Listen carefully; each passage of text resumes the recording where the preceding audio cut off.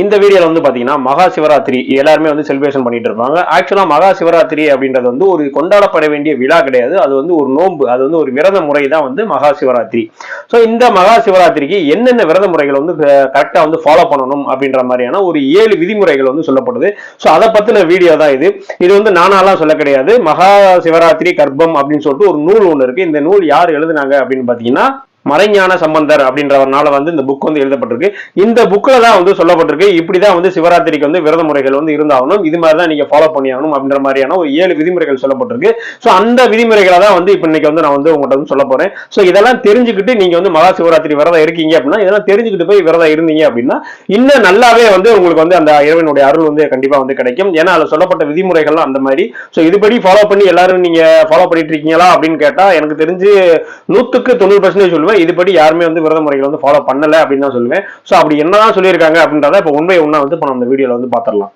முதலாவது விதிமுறையா இந்த சிவராத்திரி மகா சிவராத்திரி விதிமுறைகளை என்ன சொல்லப்பட்டிருக்கு அப்படின்னா, மகா சிவராத்திரி இப்ப விரதம் இருக்கீங்க அப்படின்னா, அதாவது இப்ப ஞாயிற்றுக்கிழமை தான் வந்து உங்களுக்கு வந்து இந்த மகா சிவராத்திரி வருது அப்படின்னா நீங்க சனிக்கிழமை இருந்தே வந்து நீங்க விரதத்தை வந்து ஸ்டார்ட் பண்ணணும் அப்படின்ற மாதிரி வந்து சொல்லப்படுது.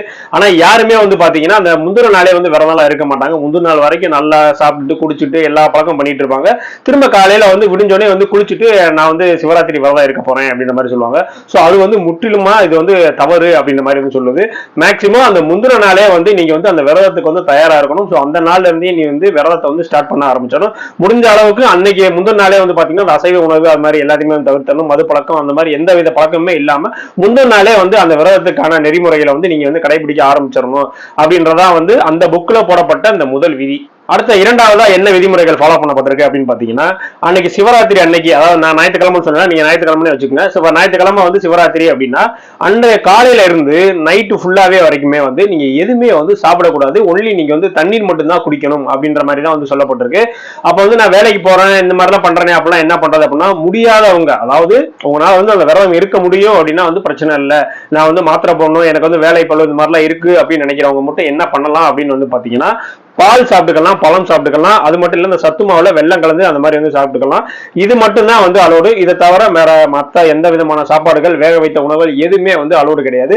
இதுவுமே வந்து ரொம்ப வந்து முடியாதவங்களுக்கு மட்டும்தான் வந்து அந்த பால், அந்த சொன்ன அந்த பழங்கள் இது மட்டும் சாப்பிட்டுக்கலாம். மற்ற எல்லாருமே வந்து பாத்தீங்கன்னா காலையில இருந்து அந்த விரதங்கள் எல்லாம் முடிகிற வரைக்கும் வந்து தண்ணி மட்டும் தான் குடிச்சிட்டு தான் வந்து அந்த விரதம் இருக்கணும். இதுதான் வந்து அதுல கூறப்பட்டுள்ள 2வது விதிமுறை.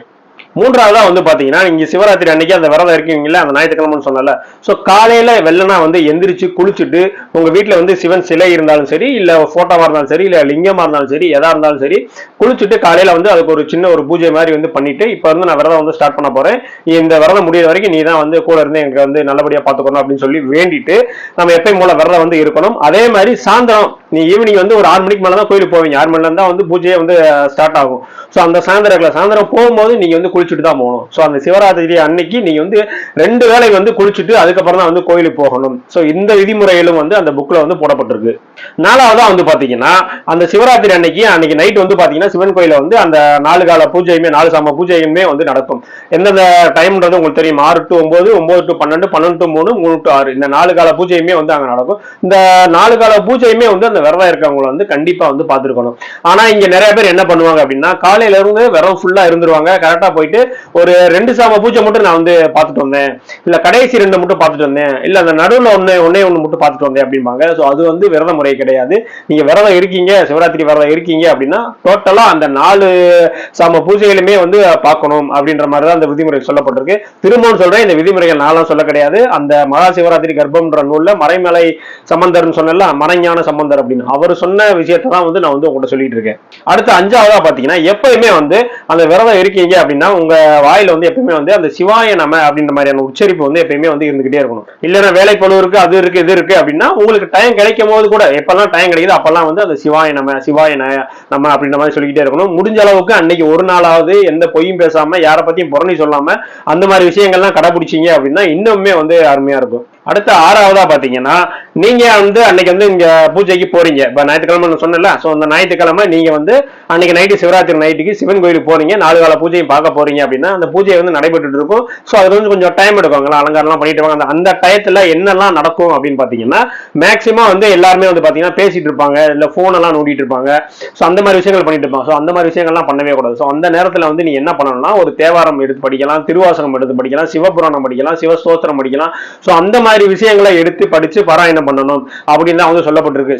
சிவபுராணத்து சம்பந்தமா என்னென்ன புக்ஸ் எல்லாம் இருக்கோ அதெல்லாம் வந்து நீ அந்த நேரத்துல வந்து பாராயணம் பண்ணலாம் அப்படின்றதான் சொல்லப்பட்டிருக்கு. சோ நீ அந்த டயத்துல வந்து ஒரு பூஜை முடிஞ்சிருச்சு, இன்னொரு பூஜை ஆரம்பிக்க அப்படின்னு ஒரு 1 hour 2 hour ஆகும், நான் அது வரைக்கும் வந்து போன் நோண்டிட்டு வரேன், நான் அது வரைக்கும் வந்து வேற ஏதாவது பேசிட்டு வரேன், வெளியே போய் சுத்திட்டு வரேன் அப்படின்னா அது வந்து ஏற்றுக்கொள்ள முடியாது. இதுதான் வந்து விரத முறைனா இதுதான் நீ வந்து ஃபாலோ பண்ணி ஆகணும் அப்படின்ற மாதிரி விஷயங்கள் தான் வந்து இதுல வந்து சொல்லப்பட்டிருக்கு. அடுத்த கடைசியா வந்து பாத்தீங்கன்னா, வில்வ இலையை வந்து உங்களுடைய அந்த விரதத்துல வந்து பயன்படுத்துங்க அப்படின்ற மாதிரி சொல்றாங்க. அதாவது வில்வ இலைன்றது வந்து சிவனுக்கு வந்து ரொம்பவுமே வந்து உகந்தது. சோ நீங்க வந்து பூஜைக்கு போறீங்க, சிவராத்திரி பூஜைக்கு அந்த 4 பூஜையும் பார்க்க போறீங்க அப்படின்னா முடிஞ்ச அளவுக்கு வந்து வில்வ இலை வந்து கொஞ்சம் கொண்டு போங்க.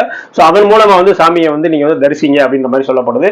இது மட்டும் கிடையாது, நான் வந்து நைட்டு ஃபுல்லா அந்த 4 சாம பூஜையை பார்த்துட்டேன், அப்ப காலையில போய் சாப்பிட்டு வந்து நான் பாட்டு போய் தூங்கிடலாமா அப்படின்னா அதுதான் கிடையாது. நீங்க காலையிலயுமே வந்து தூங்கக்கூடாது.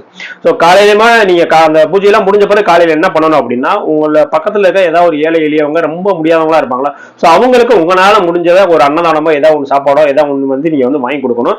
சோ வாங்கி கொடுத்த பிறகுதான் நீங்களே போய் வந்து சாப்பிடணும். சோ அதுக்கப்புறம் தான் வந்து நீங்க சாப்பிடணும். சாப்பிட்டு முடிச்சதுக்கு அப்புறம் அன்றைய பொழுது அன்றைக்கான அந்த சாயந்தரம் இருக்குல்ல, இப்ப நீங்க வந்து ஞாயிற்றுக்கிழமை நைட்டு வந்து பூஜை பார்த்துட்டீங்கன்னா திங்கக்கிழமை காலையில எல்லாத்துக்கும் வந்து அன்னதானம் கொடுத்து முடிச்சுட்டு அதுக்கப்புறம் நீங்களும் சாப்பிட்டுட்டு அதுக்கப்புறம் அன்னைக்கு ஈவினிங் இருக்குல்ல ஒரு 6 மணி போல அப்பதான் வந்து நீங்க வந்து தூங்க போகணும். இதுதான் வந்து விரத முறை. ஆனா வந்து இந்த சிவராத்திரி விரதம் இருக்கிறவங்க எல்லாம் வந்து என்ன பண்ணுவாங்க அப்படின்னு பாத்தீங்கன்னா, அது முந்தின நாள் மட்டும் அப்ப ஞாயிற்றுக்கிழமை மட்டும் விரதம் இருந்துட்டு நைட்டு ஃபுல்லா போய் அந்த பூஜையெல்லாம் பார்த்துட்டு காலையில வந்து நல்லா சாப்பிட்டுட்டு போய் வந்து தூங்கிடுவாங்க. ஸோ இது வந்து ஒரு அன்கம்ப்ளீட்டான ஒரு விரத முறை தான் நான் சொல்லுவேன். ஸோ இந்த மாதிரி ப்ராப்பரா நீங்க வந்து விரதம் இருக்கணும், நைட் வந்து பூஜையை பார்க்கணும், திரும்ப காலையில உங்களால முடிஞ்ச ஏழை எளிய மக்களுக்கு வந்து ஒரு சாப்பாடோ ஏதோ ஒன்று வந்து நல்லபடியா அவங்க மன திருப்தியா வந்து வாங்கி கொடுக்கணும். ஸோ அதுக்கப்புறம் தான் வந்து நீங்க போய் வந்து சாமி கும்பிட்டுட்டு நீங்க சாப்பிடணும். அன்னைக்கான நைட்டு ஒரு 6 மணி 7 மணிக்கு மேலதான் வந்து நீங்களே வந்து தூங்க போகணும். இதுதான் வந்து ஒரு கம்ப்ளீட்டான விரத முறை. இதான் வந்து இந்த விதிமுறைகளை தான் வந்து அந்த புக்லேயே வந்து சொல்லப்பட்டிருக்கு. இது வந்து கிட்டத்தட்ட 16ஆம் நூற்றாண்டிலே வந்து இந்த புக்கெல்லாம் வந்து எழுதப்பட்டிருக்கு அப்படின்ற மாதிரி வந்து சொல்லப்படுது. மறைஞான சம்பந்தரால வந்து எழுதப்பட்ட அந்த புக்கு பேரு தான் வந்து மகா சிவராத்திரி கர்ப்பம். முடிஞ்சா வந்து இந்த புக்கு வந்து கிடைக்குது, ஆன்லைன்லயே கிடைக்குது. இதை வாங்கி படிச்சீங்க அப்படின்னா உண்மையிலே இன்னும் என்னென்னலாம் ரூல்ஸ் இருக்கு, எப்படிலாம் வந்து சிவராத்திரி கொண்டாடணும், எப்படிலாம் கொண்டாடி இருக்காங்க அந்த காலத்துல, அந்த மாதிரி நிறைய விஷயங்கள் வந்து இதுல போட்டிருக்காங்க. முடிஞ்ச அளவுக்கு இந்த புக்கை வந்து வாங்கி படிங்க. இந்த வீடியோ உங்களுக்கு பிடிச்சிருந்துச்சு அப்படின்னா உங்க ஃப்ரெண்ட்ஸ் எல்லாத்துக்கும் வந்து ஷேர் பண்ணுங்க. இதுக்கு அடுத்த வீடியோல கண்டிப்பா வந்து இந்த சிவராத்திரியில அந்த 4 கால பூஜையில வந்து என்னென்னலாம் நடக்குது அப்படின்ற மாதிரியான ஒரு விஷயம் இருக்கு. ஸோ அதற்கான வீடியோவும் நான் வந்து விரைவில் வந்து போடுறேன். ஸோ அந்த வீடியோ உங்களுக்கு பிடிச்சிருந்துச்சு அப்படின்னா உங்க ஃப்ரெண்ட்ஸ் எல்லாத்துக்கும் வந்து ஷேர் பண்ணுங்க. இதே மாதிரியான அடுத்த ஒரு வீடியோல வந்து உங்களுக்கு சந்திக்கிறேன். நன்றி.